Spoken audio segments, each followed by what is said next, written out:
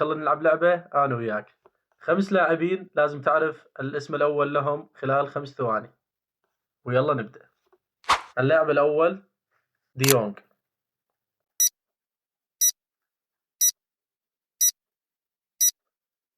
فرانكي ديونغ. اللاعب الثاني فالفيردي.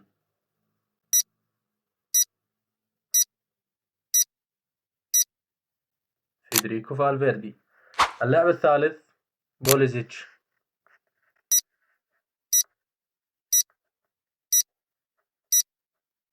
كريستيان بوليزيتش.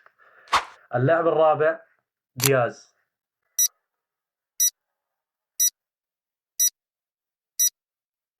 روبن دياز. اللاعب الخامس وصعب شوية، ايزي.